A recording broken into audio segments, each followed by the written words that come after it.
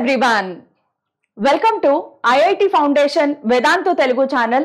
This is your master teacher for physics, KRD ma'am. So, ee roju class 9th class students kosam. So, meeku telusu idi IIT Foundation channel. Ante manamu basics nunchi start chesi almost JEE level varaku classes తీసుకుంటాం. So, ee roju kinematics lesson because మీకు state syllabus కూడా మీ స్కూల్స్లో start అవుతుంది కాబట్టి state సిలబస్లో ఉన్న వాటినే మనం సెలెక్ట్ చేసుకుంటాం. ప్లీజ్ డోంట్ థింక్ దట్ ఇదేంటి ఐఐటి ఫౌండేషన్ క్లాస్లో ఇంత చిన్న టాపిక్ చెప్తున్నారు ఏంటి అని. సమ్ టైమ్స్ ఈ మోషన్ అండ్ రెస్ట్ అనే టాపిక్ ఏదైతే ఉందో ఇదే మనకి చాలా కాంప్లికేటెడ్ టాపిక్స్ని ఈజీగా చేయడానికి కావాల్సిన బేసిక్ కాన్సెప్ట్ అనమాట. ఫిజిక్స్లో మనము క్లాస్ 11th అంటే ఇంటర్ ఫస్ట్ ఇయర్లో రిలేటివ్ మోషన్ అనే ఒక టాపిక్ చదువుతాం. రిలేటివ్ మోషన్ అనే టాపిక్ అక్కడ అర్థం కావాలి అంటే క్లాస్ 9thలో ఉన్న ఈ మోషన్ అండ్ రెస్ట్ అనే టాపిక్ మీకు క్లారిటీ ఉండాలి.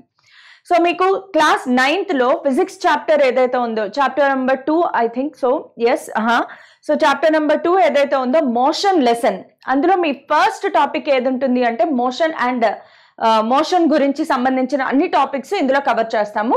సో ఈ సిరీస్ అసలు మిస్ అవ్వద్దు బికాస్ బేసిక్స్ నుంచి స్టార్ట్ చేసి ఇవాల్టి క్లాస్ మీకు అర్థం అవ్వాలి. ఇది కేవలం ఇందులో పెన్ పేపర్ ఏం అక్కర్లేదు, హ్యాపీగా మీరు అలా రిలాక్స్డ్గా కూర్చుని ఈ లెసన్ వినేసి అలా మైండ్లోకి ఎక్కించేసుకోవచ్చు. సో ఎలాంటి క్యాలిక్యులేషన్స్ ఉండవు, ఎలాంటి విపరీతమైన లాజికల్ రీజనింగ్ ఉండదు. సో సింపుల్ గోయింగ్, చాలా బాగుంటుంది, ఎక్సలెంట్ టాపిక్ అనమాట. So today's topic is motion and rest. So మీకు తెలుసు మోషన్ అండ్ రెస్ట్ అంటే మనకి మామూలుగా తెలుసు కదా, మన చుట్టూ కదిలే వస్తువులన్నిటినీ మోషన్లో ఉన్నాయంటాము, కదలని వస్తువుల్ని రెస్ట్లో ఉన్నాయంటాం, రైట్? సో ఇక్కడ ఈ పిక్చర్లో మీరు అబ్జర్వ్ చేస్తే గనక with respect to this boy he is the observer. So ఇతను అబ్జర్వర్ కాబట్టి with the respect to this observer ఈ కార్ అనేది చూడండి it is moving. So he says that the car is under motion. అలా కాకుండా when he absorbs this trees, the house, ఇవన్నీ కూడా rest లో ఉన్నాయి అని అబ్జర్వ్ చేస్తాము, రైట్? సో జస్ట్ కాన్సెప్ట్ అలా వింటూ ఉండండి, ఓకే? బట్ నౌ ఇప్పుడు అదే మనిషి అదే సిచ్యువేషన్ మన ఇండియా చూద్దాము, okay? So we'll take a red dot. ఇప్పుడు ఇది మన ఎర్త్. సో ఎర్త్ లో ఇప్పుడు అదే బాయ్ ఒక డాట్ పెడతాను చూడండి. మనం ఇప్పుడు ఇందాక ఏదైతే సిచ్యువేషన్ చూసామో ఆ సిచ్యువేషన్ ఇక్కడ ఉంది అనుకుందాం. సో మీరు చూస్తే కనుక ఈ డాట్ దాంతో పాటు మూవ్ అవ్వట్లేదు. ఎనీవే, సో ఇండియా పొజిషన్ అనేది మారిపోతుందా టైంతో పాటు? సో ఇప్పుడు ఆ హౌస్ అనేది రెస్ట్ లో ఉందంటామా మోషన్ లో ఉందంటామా? ఒకవేళ నేను ఇక్కడి నుంచి చూస్తున్నాను, now the boy is here, ఆ బాయ్ నేను అబ్జర్వర్ అనుకుందాం. With respect to me now the position of India is changing, అంటే హౌస్ పొజిషన్ కూడా మారిపోతుంది. సో ఈ సిచ్యువేషన్ లో కదలకుండా ఉన్న ఈ హౌస్ నెక్స్ట్ సిచ్యువేషన్కి వచ్చేటప్పటికి కదిలిపోతుంది. అంటే ఇప్పుడు ఆ హౌస్ రెస్ట్ లో ఉందా మోషన్ లో ఉందా? Is the house at rest or in motion? Or in motion. మనం అబ్జర్వ్ చేసిన ఆ హౌస్ ఏదైతే ఉందో అది రెస్ట్ లో ఉందా మోషన్ లో ఉందా? Yes. Next motion and rest లో ఇంకొక ఎగ్జాంపుల్ తీసుకుందాం, ఓకే? ఇది క్లాస్ రూమ్ సిచ్యువేషన్, మీ అందరికీ బాగా తెలుసు. దీంట్లో వాల్స్ ఉన్నాయి, ఇది ఒక wall, okay? Next this is a wall, this is black board and there is another wall, tables, ఇవన్నీ ఉన్నాయి. Now there is an observer standing here. Let us take there is an observer standing here, okay? నేను ఇక్కడ నిలబడి ఉన్నాను, నా diagram నేనే చాలా బాగా గీసుకున్నాను కదా. So now with respect to me ఇప్పుడు నాతో నేను అబ్జర్వ్ చేస్తే గనక the wall, blackboard, door, the tables, everything is under rest. ఎందుకు? అవి మూవ్ అవ్వట్లేదు కదా. సో ఇక్కడ విత్ రెస్పెక్ట్ టు మీ నా పొజిషన్ తో పోలిస్తే బోర్డ్ పొజిషన్ మారట్లేదు. So board is at rest. నా పొజిషన్ తో కంపేర్ చేస్తే కబోర్డ్ డిస్టెన్స్, నాకు కబోర్డ్ కి మధ్యలో టైం అయిపోతుంది, but there is no time గడిచే కొద్దీ there is no change in the position between me and cupboard, so cupboard is also at rest. With respect to me, the position between the door and me, it is not changing. So ఇప్పుడు ఈ situation లో ఇవన్నీ కూడా rest లో ఉన్నాయి అని చెప్తాం, right? But if ఇదే క్లాస్ రూమ్ ని నేను ఇలా చూసాను అనుకోండి, class room is at rest or in motion? Again question comes. So ఇప్పుడు ఆ వాల్స్ అన్ని రెస్ట్ లో ఉన్నాయా మోషన్ లో ఉన్నాయా?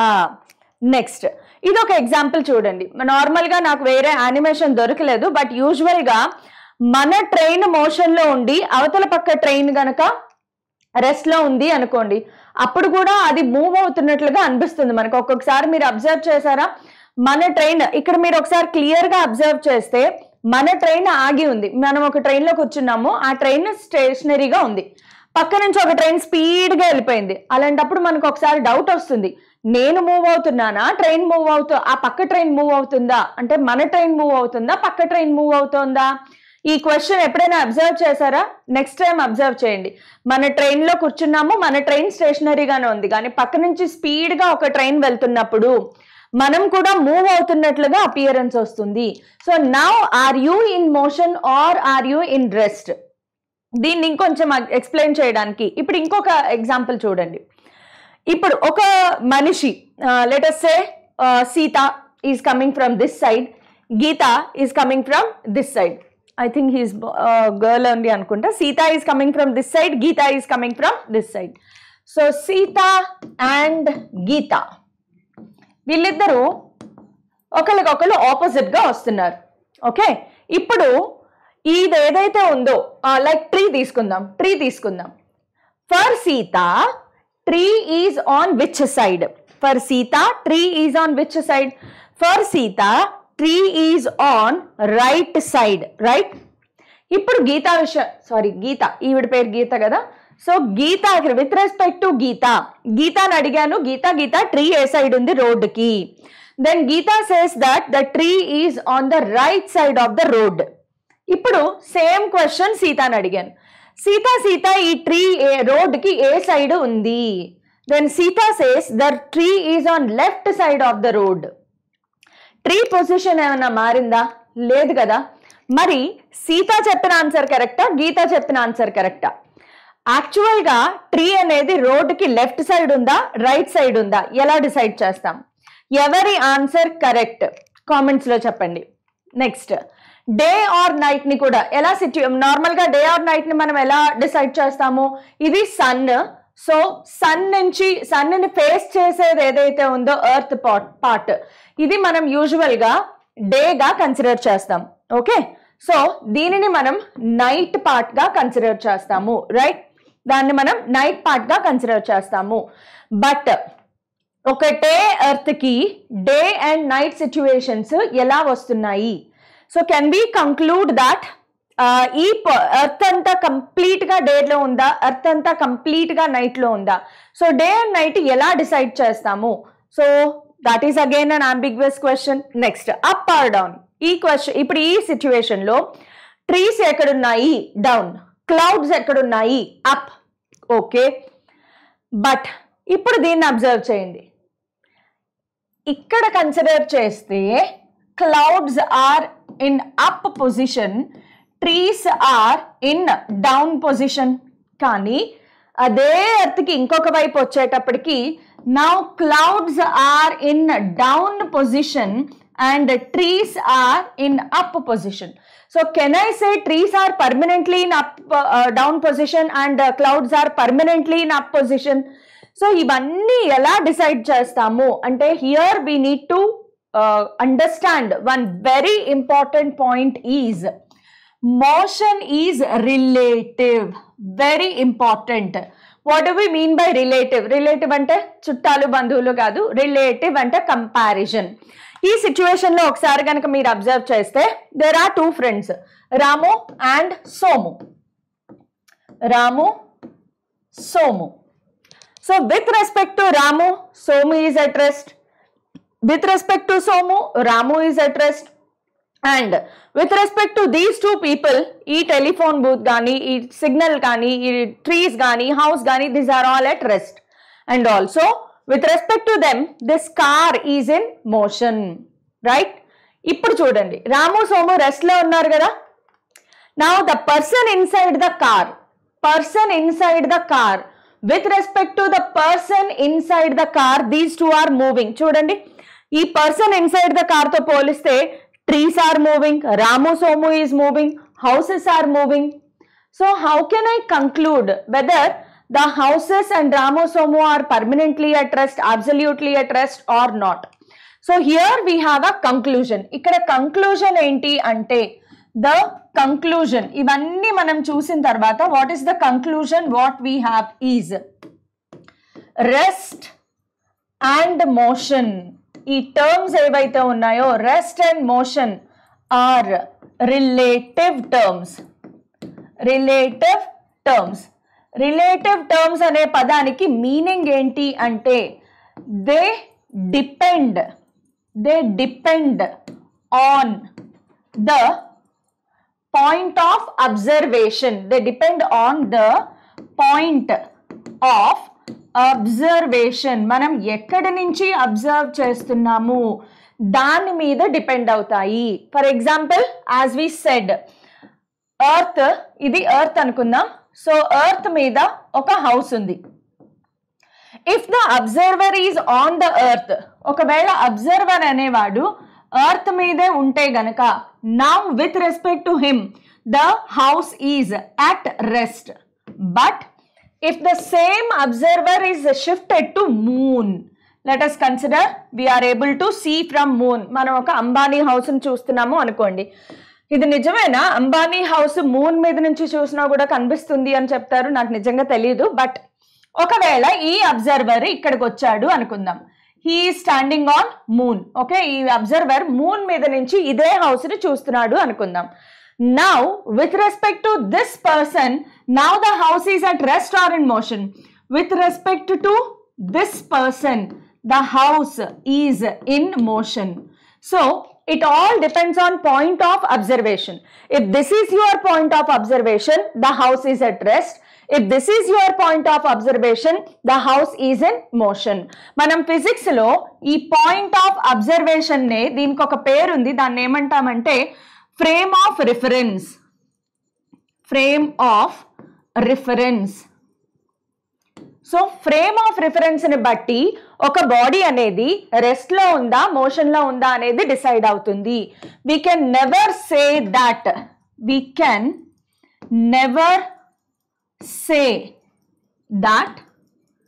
a body is absolutely at rest or absolutely in motion. Absolutely in motion.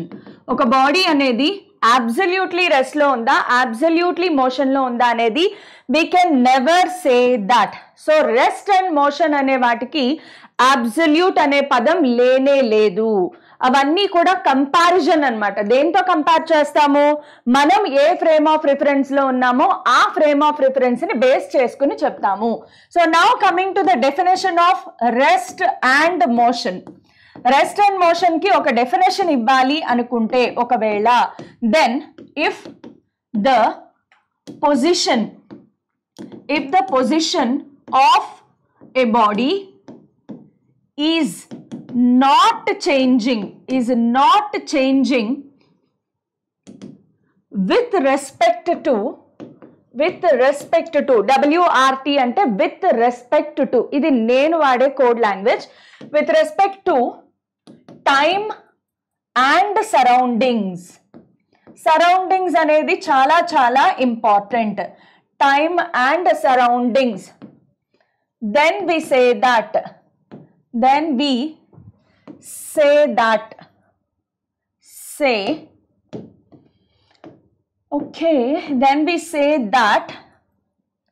the body is at rest. So time surroundings తో compare చేయాలి. ఖచ్చితంగా సరౌండింగ్స్ తో కంపేర్ చేయాలి. సో నేను ఉన్న సరౌండింగ్స్ లో అంటే నా సరౌండింగ్స్ తో కంపేర్ చేస్తే ఈ రిమోట్ ఫర్ ఎగ్జాంపుల్ ఇలా పట్టుకున్నాను. నా సరౌండింగ్స్ తో కంపేర్ చేస్తే రిమోట్ పొజిషన్ మారట్లేదు. As the time is passing, time గడుస్తుంది కానీ the distance between me and remote, distance between remote and walls not changing. So surroundings తో కంపేర్ చేస్తే దీని పొజిషన్ మారట్లేదు కాబట్టి I decide that this body is at rest. But ఒకవేళ నా surroundings move అయ్యింది అనుకోండి, then the same remote is in motion. So basic definition అన్నమాట. సిమిలర్లీ మోషన్ కి కూడా సేమ్ డెఫినేషన్ వస్తుంది. If the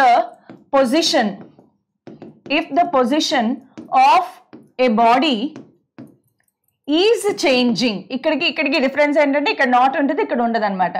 is changing with respect to time and surroundings,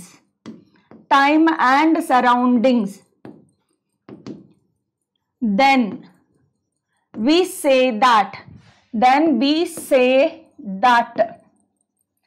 the body is in motion. Okay, these are the two main definitions. 9th class syllabus లో ఉంటుంది. ఇది rest and motion కి సంబంధించిన topic. But ఈ topic class 11 inter first year లో వచ్చే relative motion అనే topic కి వెరీ మచ్ బేసిక్ అన్నమాట. సో ఇలాంటి చిన్న చిన్న టాపిక్సే కదా అని చెప్పి చాలా మంది ఏంటంటే పెద్దగా మనం పట్టించుకోం. ఆఫ్టర్ ఆల్ రెస్ట్ అంటే ఏంటి, మోషన్ అంటే ఏంటి నాకు ఆల్రెడీ తెలుసు కదా అనుకుంటాం. బట్ గుర్తుపెట్టుకోండి, మళ్ళీ నేను రిలేటివ్ మోషన్ లెసన్ చెప్పేటప్పుడు ఇదే కాన్సెప్ట్ మీకు గుర్తు చేస్తాను. But not this detailed. But yes, this is only a beginning class. So ఇంకా ఉంది చాలా lot more to discuss about kinematics లేదా మోషన్ లెసన్ అనేది. ఇది పార్ట్ 1. మోషన్ లెసన్ లో part 1. we will be discussing next class about distance traveled and displacement. ఆ తర్వాత class లో స్పీడ్ అండ్ వెలాసిటీ, ఆ తర్వాత క్లాస్ లో యాక్సలరేషన్.